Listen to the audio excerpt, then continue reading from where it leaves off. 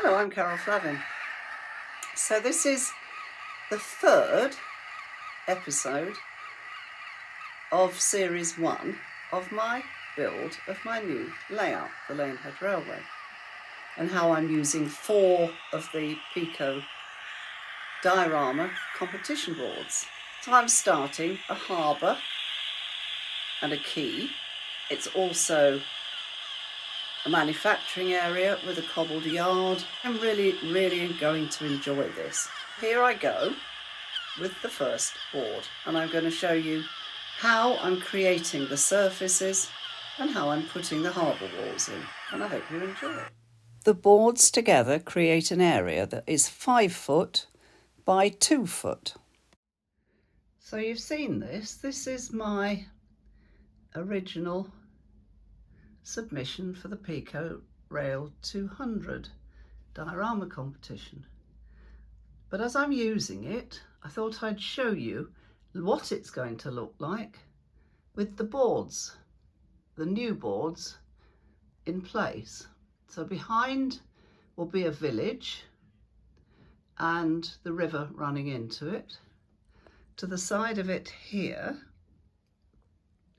will be a harbour, a quay, and behind that a manufacturing area with a loading bay. The track will run off, and on this board here there will be mountains, a tunnel and a lake that will feed the river there.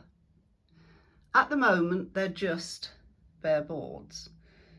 I'm about to start cutting some Kingspan insulation foam to fit this one so that I can start the harbour and the manufacturing area, and that will be my next few videos. I'm then going to just store the rest of these. That one behind will also be on the Kingspan. This one, where the village is, because the road is at ground level here, the road will go off at ground level into a marketplace where the houses are. All the way round with a proper bridge coming off it and on retaining walls that match these retaining walls. The railway will run round, continue through a cutting and the tunnel so that it comes out here in the manufacturing area, and then it will continue. So it's basically a roundy, but I fully intend it to look really interesting. What you see here is a result of one of my least favourite jobs.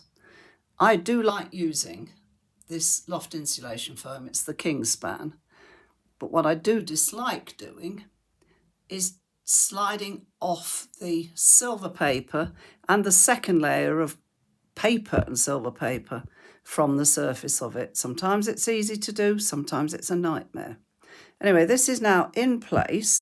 I used Mod Podge to stick the insulating foam down, as recently I've become a bit disillusioned with the quality of the PVA I've been using. Once I'd placed the insulating foam on top of the baseboard, I then held it in place and left it probably for a couple of days till it was dry. This front section is where the harbour walls are going to go. I've just put these in place. Okay, there's the insulating foam. That's the front of the board.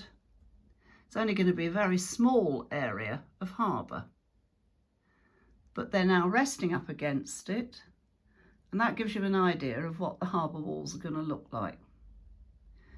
When I'm ready to put them in, which is basically when the new ones have come, they will be stuck in place with household filler. And then I will also create some very small waves along the shiny bottom, sort of grimy bit. And then I will show you how I create water. Because some of the plaster cast moulds that I was using were broken, I've only got enough for about half the board, so I'm waiting for the rest to come. So next week's video, I will explain in a lot more detail how I create these harbour walls to look realistic. I'm really enjoying getting stuck into making, albeit a relatively small layout. It's nice to do scenery. It's nice to put together something that I've designed and chosen. And I'm just going to so enjoy doing this. And I hope you join me on the journey of doing it. Take care of yourselves. Bye-bye.